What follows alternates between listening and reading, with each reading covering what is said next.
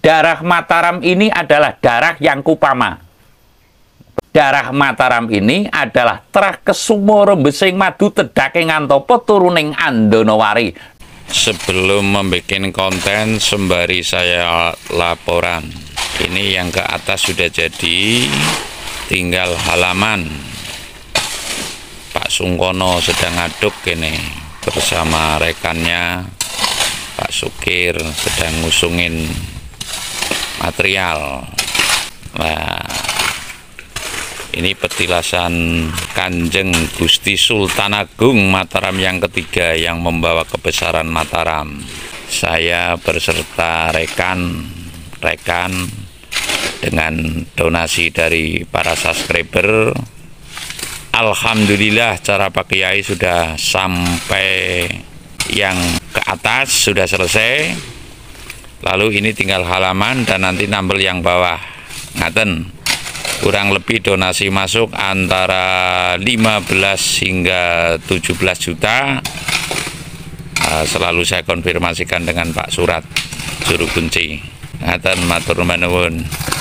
Mengapa saya mengatakan ini kewajiban Kasunanan, Kasultanan Yogyakarta, Kasunanan Surakarta, Mangkunegaran, Solo, dan Pakualaman juga Yogyakarta, karena ini adalah kembali lagi Sultan Agung Hanyokrokusumo Mataram yang ketiga yang diakui sebagai pahlawan nasional oleh pemerintah Republik Indonesia ya.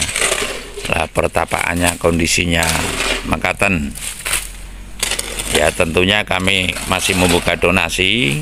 Nah, ini kondisinya. Rencana ini nanti akan saya pagar agar tanah itu tidak masuk ke dalam pertapan manakala hujan. Ya, saya menghormati siapapun.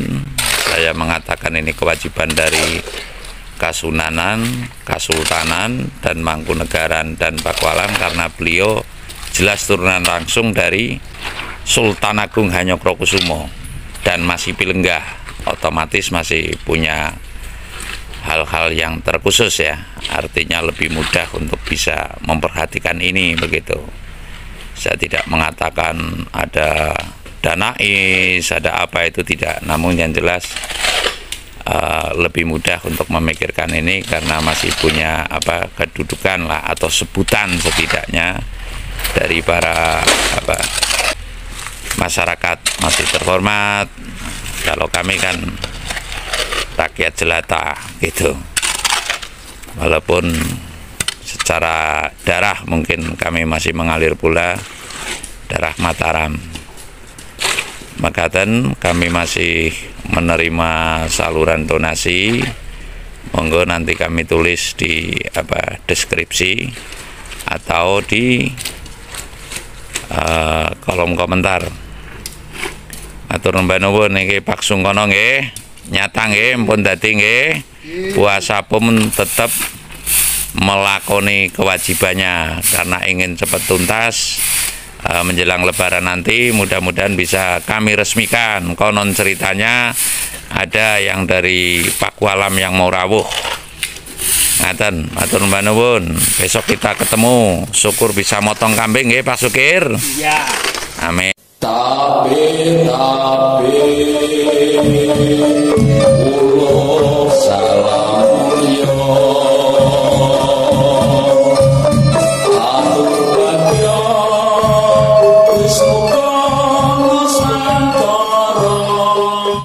Hong wilayah jati nuhuni ajat-ajat uluk Nusantara tapi uluk salam mulia.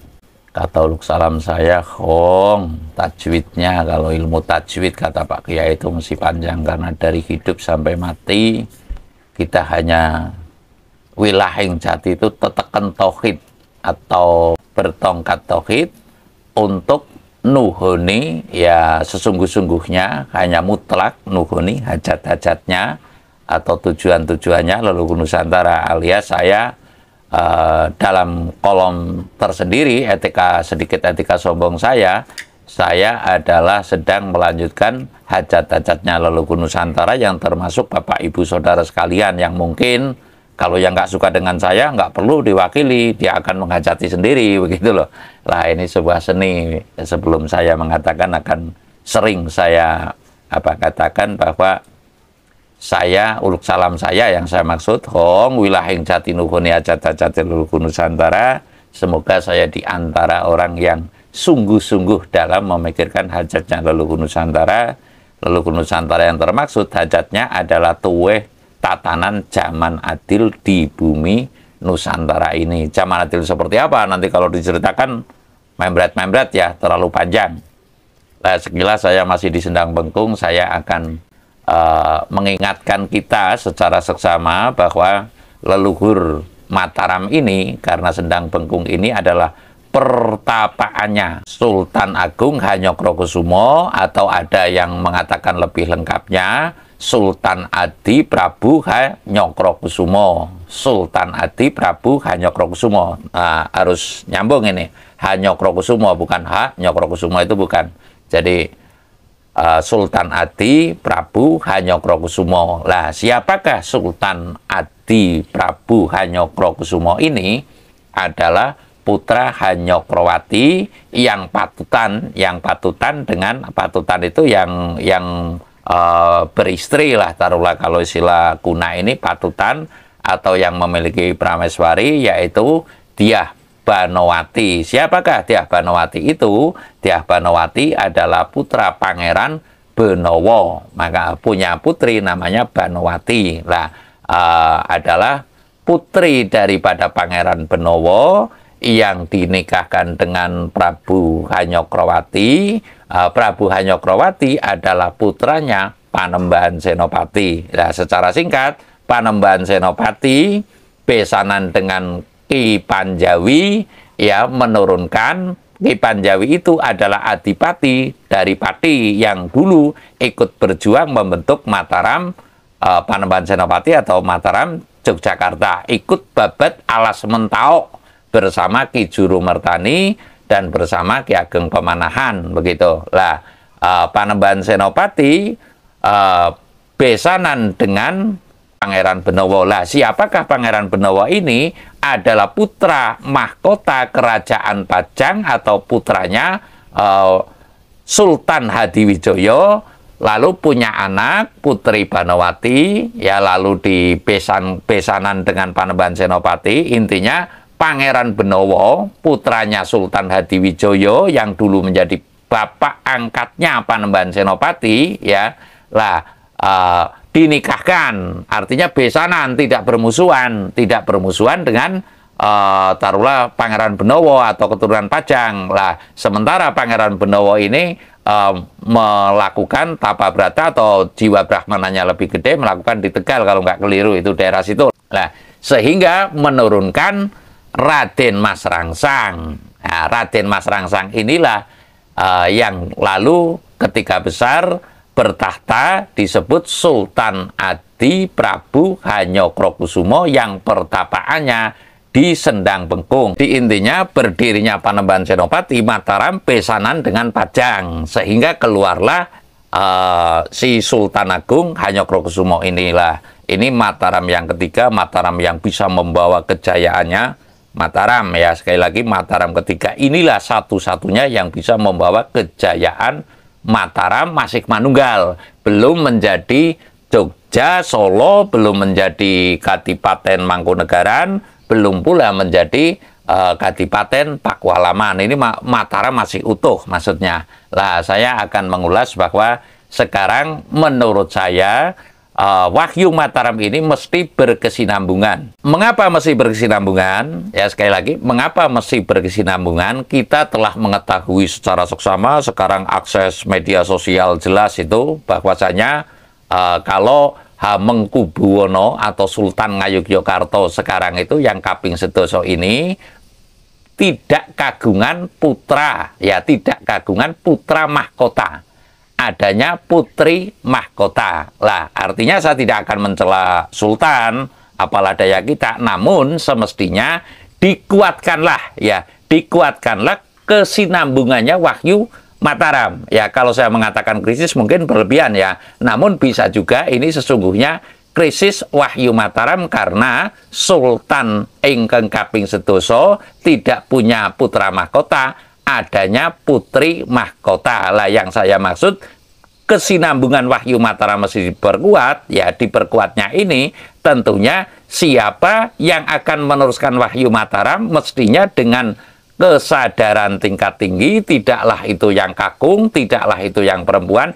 Jangan sampai kesinambungan Wahyu Mataram ini nanti akan berakhir dengan chaos kalau sila menterengnya itu, atau perebutan seperti yang sudah, yaitu Keraton Solo Hadiningrat. Bukan rahasia lagi yang saya maksud, sering chaos ya talulah pelantikannya Pakubuwono yang ke-13 ini kan dulu Pangeran Tejowulan, dan Pakubuwono yang sekarang ini sempat terjadi kericuan-kericuan, sampai kemarin saja belum lama terjadi kericuan. Lah, saya akan mengatakan untuk Yogyakarta yang selama ini belum pernah terdengar, sekali lagi, untuk Ngayogyakarta Hadiningrat yang selama ini belum terdengar adanya kericuhan seperti Keraton Solo, saya mengharapkan tentunya ada penerus atau sikap sungguh-sungguh dari pihak tertentu, ya tentunya yang kawogan, ya saya tidak akan mengatakan si A si B,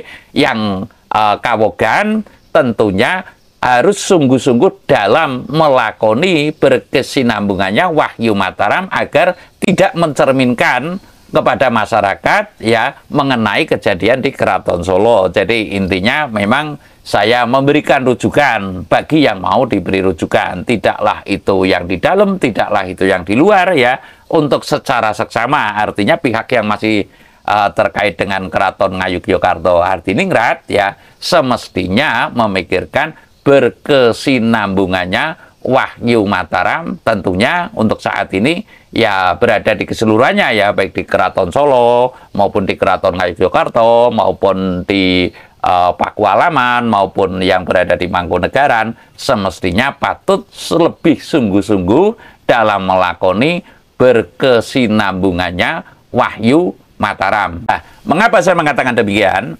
Darah Mataram ini adalah darah yang kupama.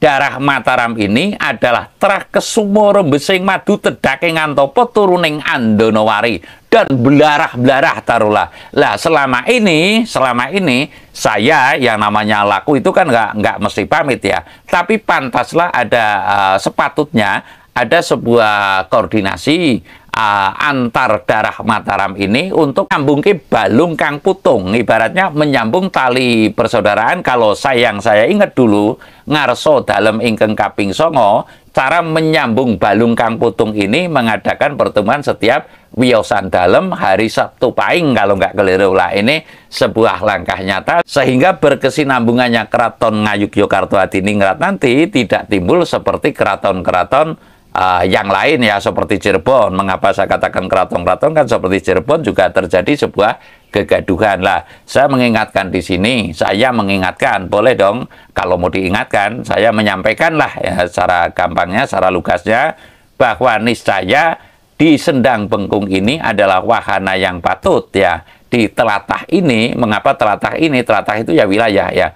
Wilayah ini adalah yang patut karena mengingat dari jejak sejarah dulu Ki Ageng Giring menggapai Wahyu Mataram itu adalah di Mbang Lampir. Sekali lagi, Ki Ageng Giring dulu menggapai Wahyu Mataram itu di Kembang Lampir. Jadi seyogianya, bukan saya pengen komunikasi dan sebagainya, ada pantasnya kesungguhan dalam menggapai berkesinambungannya Wahyu Keraton Mataram ini untuk bisa menggapai hal yang lebih tinggi. Jangan sampai terulang atau terjadi hal-hal seperti di Keraton Solo Hadiningrat. Sekali lagi saya mengatakan semoga ada ketukan atau sambung rasa di antara kita yang darah-darah Mataram. Darah Mataram ini jelas sangat luas, namun secara kebetulan saja sekarang yang kawogan sedang pilenggah di dalam. Namun saya yakin keturunan Panembahan Senopati sudah belarah-belarah latarlah banyak sekali di